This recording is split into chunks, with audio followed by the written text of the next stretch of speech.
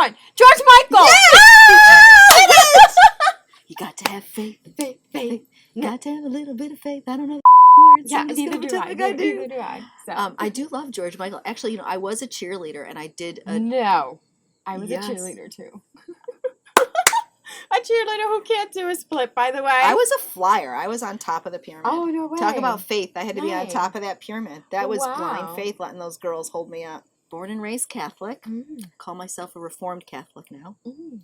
I do believe that through this whole crap of cancer, that I did have faith, but it's, everyone's faith is different. Mm-hmm. My faith is different than yours.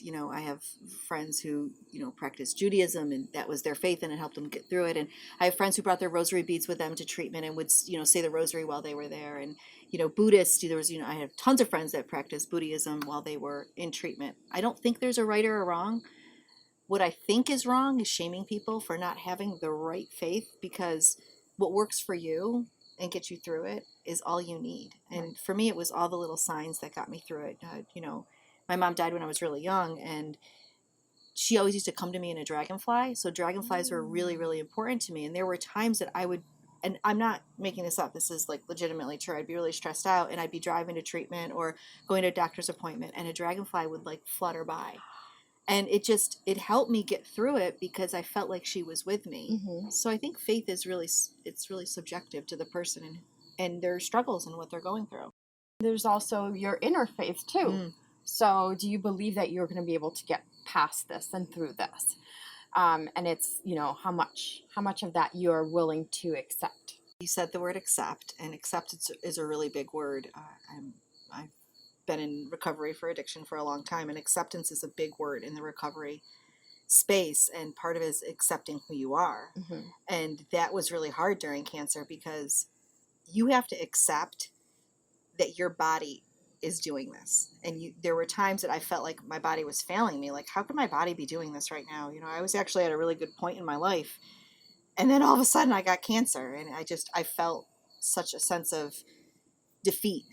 And once I started to accept myself, I actually tattooed it onto my arm, because I didn't want to forget that you needed to accept. Because I totally agree with what you said. Accepting is part of faith, because you have to accept it.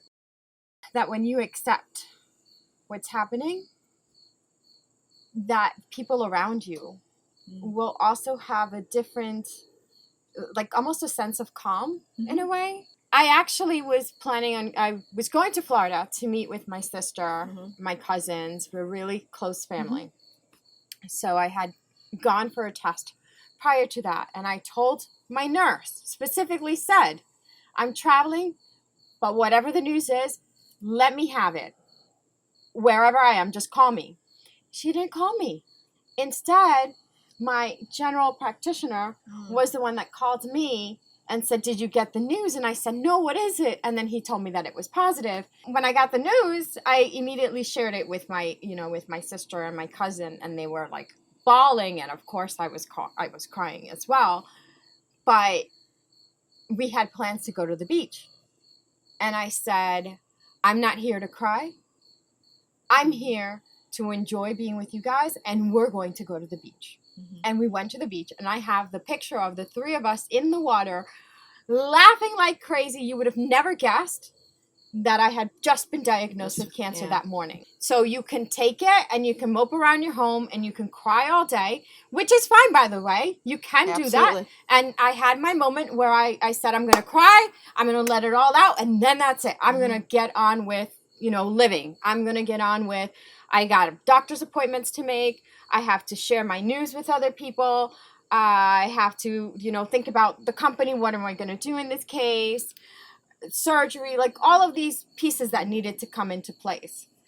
So having faith in yourself too, that you're going to get through it, whether you're going to, you can believe in whatever God you want to believe in, whatever. Or not. You don't have to believe in anything. Exactly. Just believe in yourself at least. First of all, just because you have faith doesn't mean that you're going to get through anything. It helps you get through it. It doesn't mean that, people who are metastatic, they could be the most faithful person. Their diagnosis is still metastatic. Yes. it doesn't change your diagnosis. And I think that's really, really important to understand, because with faith can come a little bit of guilt. Like, you know, I have faith, but she doesn't and she's okay. How did that happen? We want faith to be what helps them get through it, not what cures them, because that's not what's going to cure anybody. Faith doesn't cure anything. And positivity doesn't cure. It's just 100% true. But it does help. I don't deny that. However, here's my however. There's room for negativity. Like, it's okay to be really freaking negative and be angry and be sad and be all of those emotions, because you have to go through each of them to get to the next one. Absolutely. You shouldn't harbor and live in any of them. You should get through to the next one. You can't have positivity without a little bit of negativity, because what happens is that negativity gets shoved down until one day you just explode, because things aren't always positive. They just aren't. However, you do not want to be negative 24/7, because that just doesn't help your mental state. And that's really hard. And I think part of the problem in our world is that we're shoving these positive quotes down people's throats. You know, you got this, and, you know, all of that. But we're not teaching people how to be that way. You know, a quote that goes around, you know, it's okay to not be okay, which is 100% true. I completely agree with that sentiment. But why? Why is it okay to not be okay? And how can I not be okay and still be okay? Yeah. You know, we have to teach people how to live like this. And maybe that is where faith comes into it, you know, because if you have a belief and believe in yourself and believe in, you know, your doctors, and it's, you know, it isn't just about you, it's about the process and what you're going through. But you have to take care of your inner self in order for you to get through what you're going through. And you can't do that living completely in a positive world, because this sucks. Cancer sucks. It's not tied in a pretty ribbon like the pamphlets lead you to believe. I mean, I love how the pamphlets are like got people with their arms around each other, like, yeah, we got this. And inside, like, I'm thinking, did you ever feel that? Like, you did, maybe you felt strong like that, but that's not really the truth of cancer. And what happens when you see those pictures is, when you are really having a negative moment, you think, what the hell's wrong with me? If she's so positive, what the hell's wrong with me? Why can't I be like that? Oh, yeah. I mean, I had my moments where I would, especially like driving. Oh, mine was a shower. I would, and the shower too. That's a good one too. But I would be driving, you know, because I would commute. So I'd go into the city, and you know, on the way back home, no one's around me. It's dark, and knowing that it's dark, it just allowed me to just kind of scream in the car. Yeah. And I knew that no one was really hearing me. And so that was like a really good release. Yeah, you gotta especially let that when out. you have to be so strong. And it kind of goes back to what you're saying. Like, you have to be okay with not being okay. And that's completely okay. Right. Scream.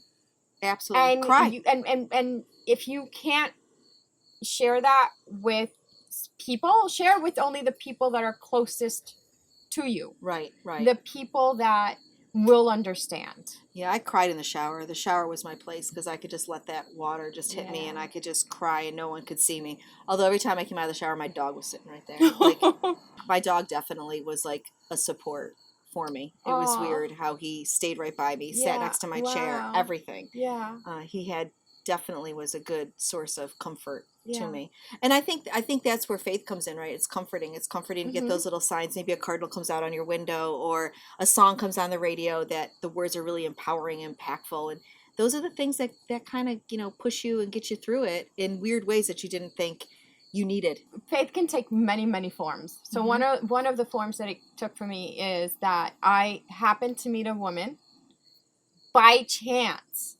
She was about my age, my type of cancer, and had just gone through cancer herself a year prior. So she was really able to guide me. I call her my angel. Oh. Unfortunately, my angel has passed. But it was, she was brought into my life and provided me what I needed at the time that I needed it. And whatever you believe in, it's whatever's comfortable and whatever's right for you. So whenever I was going for a scan, or whenever I had a doctor's appointment, whenever I was waiting for news, my little mantra was, everything's going to be okay, everything's going to be okay, everything's going to be okay. And it was like a broken record, because I would say it up until, you know, so if I was going for a scan, I was saying that in my head for a whole 20 minutes. until my scans were Right. finished. And that really kind of helped me through the whole process. Yeah. And you found some sort of faith in that, and that Yes. helped you. Yep.